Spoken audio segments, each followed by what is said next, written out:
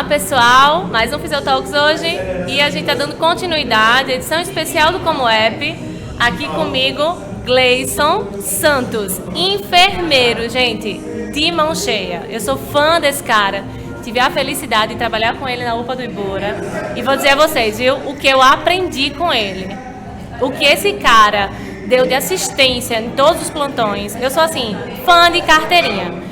E eu tô com ele aqui hoje pra gente falar sobre a temática da palestra dele aqui no Como App, que foi sobre a classificação de risco na prática, super importante, né? É a porta de entrada de um pronto atendimento, onde eles vão estar realmente classificando o paciente em relação ao risco, né? Se é uma sala verde, amarela, vermelha, e agora também tem o tal do FAST.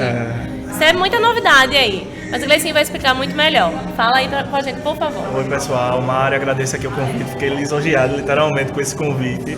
Eu e Mário, a gente já deu vários plantões, realmente, na emergência. E a gente sabe que o setor de emergência, a todo momento, pode virar um caos. Então, tanto faz estar aquele plantão que a gente diz que até é proibido falar essa palavra, tranquilo, e de repente virar aquele caos. Então, a equipe multi, ela tem uma função aí enorme dentro do ambiente hospitalar, principalmente na emergência. Então, na emergência, a gente tem um fisioterapeuta, que é de suma importância, um enfermeiro, um médico, assistente social. Então, toda a equipe multi trabalha no bem comum, no paciente. Em relação à classificação de risco, realmente, Maria, a classificação de risco ela é a porta de entrada do paciente. Então, quando vocês chegam na emergência, o primeiro profissional a atender vocês vai ser o enfermeiro. E o que o enfermeiro vai fazer? Ele vai avaliar os sinais e sintomas desse paciente para poder aí classificar esse paciente. Essa classificação vai servir para quê, Mário? Essa classificação ela vai servir para poder o paciente aguardar esse atendimento médico. Então ela vai dizer o tempo que o paciente vai aguardar o atendimento médico. Porque imagina, tu chegar na emergência e aguardar por vez. Então às vezes você está lá, chega um paciente com pico hipertensivo, uma pressão alta, que precisa passar na frente de todos que já estão lá. Então a classificação é amarela, classificação verde para aquelas classificações mais leves, classificação azul é aquelas classificações de posto de saúde, são questões que são básicas. Vermelho, claro, é aquele paciente que já entra na sala para atendimento médico imediato. Então a gente tem uma função importante aí dentro do setor de emergência. O Fast Track já é um atendimento novo que a gente traz para a realidade de emergência, que é o seguinte: hoje a gente tem a atenção básica, ela não funciona como deve funcionar. No papel a atenção básica é uma, na prática é outra. Então o Fast Track ele me ajuda a filtrar essas queixas leves. Dentro do consultório vai ter um médico, um técnico de enfermagem. Então o paciente ele passa pelo enfermeiro, o enfermeiro absorve essa queixa dele, vê que é uma queixa leve. Se for uma queixa leve, é encaminhado para o Fast Track.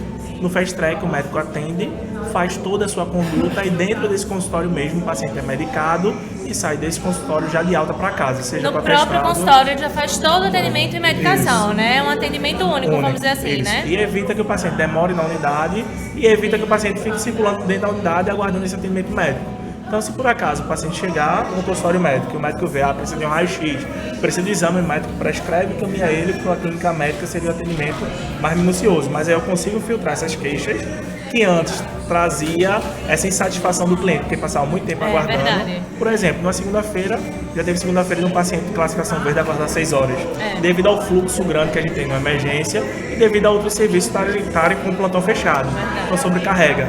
Hoje, eu consigo diminuir esse tempo de 6 horas para 1 hora. Então o cliente sai satisfeito, sai com a queixa resolvida. E ele tem um formulário de satisfação onde ele diz se o problema foi resolvido, se não foi.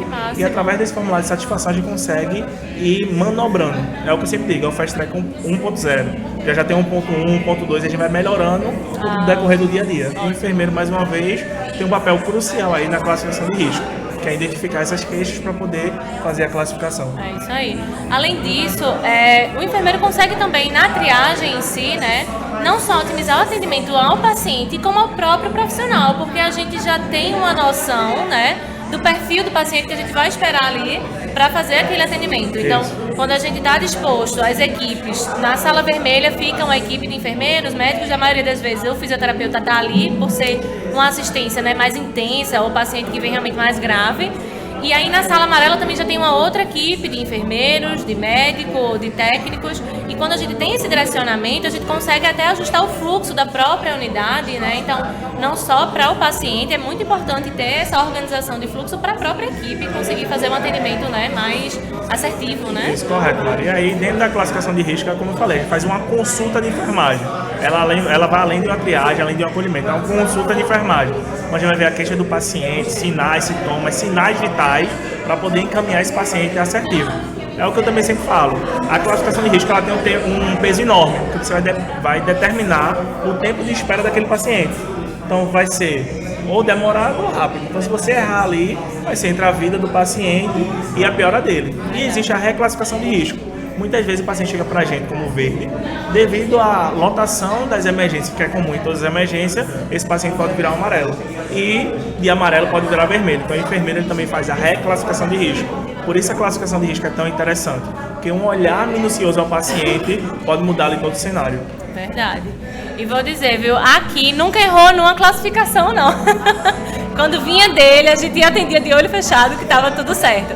Mas é importante também, né, frisar isso, e de fato é de responsabilidade da enfermagem saber essa triagem detalhada para que não encaminhe um paciente, de repente, que não era tão grave para uma vermelha, fazendo com que a sala vermelha, né, eu já ia dizer a gente, porque eu vivo tanto na sala vermelha, para a gente, assim, né, para a sala vermelha não ficar sobrecarregada com um paciente que seria de um perfil de amarelo. Então, de fato, é importante, né, saber fazer essa classificação, saber fazer todo esse atendimento, e o enfermeiro tem total capacidade. Olha, eu vou dizer, como eu aprendo com a enfermagem. É incrível, assim, cada vez mais eu realmente admiro mais, né, essa profissão. E o quão é importante dessa nossa comunicação ali interdisciplinar. Quantas vezes chegaram, Mário, esse paciente está te saturando e tal, aí a gente via novamente, colocava novamente, né, fazia uma avaliação um pouco mais detalhada, e a gente acaba ajudando também, né, para classificar melhor esse paciente. Mas como é importante também essa comunicação interdisciplinar, né, multidisciplinar, profissional, na verdade, para que essa classificação seja de fato cada vez mais assertiva, porque isso vai fluir no plantão no geral, como a gente fala. E vai organizar todo o fluxo da unidade, né? A classificação ela vai organizar o fluxo da unidade. Então, se por acaso eu estou na classificação, não tenho conhecimento, o que é uma classificação, não tenho conhecimento da anatomia, fisiologia, eu desorganizo esse fluxo. Por isso a resolução do Conselho Federal de Enfermagem ela diz que para o enfermeiro atuar dentro da classificação de risco, ele precisa ter um curso específico de classificação de risco para o protocolo adquirido naquela unidade, porque existem vários protocolos de classificação de risco. Então existe um curso tipo de capacitação, existe, é algo a mais, não é no curso da enfermagem, isso eu não sabia. Dentro da faculdade a gente tem a cadeira de urgência e emergência, que a gente aprende o protocolo de Manchester, que é o protocolo que vai classificar o paciente por 5 cores, mas dentro de Pernambuco a gente utiliza Manchester e utiliza também o do Ministério da Saúde. O Ministério da Saúde já não tem a classificação laranja e também ele já não diz o tempo, ele diz que o vermelho vai ser o primeiro, depois o amarelo. Então o curso ele tem que ser específico para aquele protocolo que eu uso dentro da minha emergência. Perfeito. E deve ter uma sala específica para se fazer a classificação de risco também. E lembrando que dentro da equipe de enfermagem ela é privativa do enfermeiro, mas pode ser feito por qualquer profissional de nível superior da área de saúde. Perfeito. E aqui em Recife a gente encontra esse curso aonde? Aqui em Recife não tem, na verdade, esse curso de classificação de risco. O que eu fiz foi através do Grupo Brasileiro de Classificação de Risco, que é do Sul. Então a gente consegue fazer esse curso online, sem nenhum problema. E cada unidade deve capacitar a sua equipe através da educação permanente no protocolo de classificação de risco. Perfeito, perfeito. Já tá bom de trazer, Vamos viu? organizar isso aí, Mari. E você tem capacidade total para isso. Coisa boa. Gente, é isso. Trazer um pouquinho de Gleison para vocês, um pouquinho do Como App, e tudo do que tá rolando aqui, vocês vão continuar acompanhando aqui no canal. E no próximo programa, numa próxima situação, a gente traz Gleison de novo e conversa muito mais, como eu falei. A enfermagem tem muita coisa pra gente conversar, tanto da gestão também, né? Já tá com um posicionamento muito mais voltado para isso. Inclusive, esse moço estava no nosso jornal, no Jornal da Gente PE. Ele fez uma matéria incrível, falando justamente sobre o posicionamento do enfermeiro no ambiente de emergência, mas ele também já teve uma participação com a matéria numa revista também, né? Falando justamente da parte da gestão, ou seja, enfermeiros de plantão ou não, fiquem ligados, sigam o Gleicinho, sigam o Fisiotalks, que a gente vai conversar muito sobre isso ainda. Amigo, muito obrigada. Felicidade de ver. Igualmente. Até a próxima, gente. Tchau, tchau.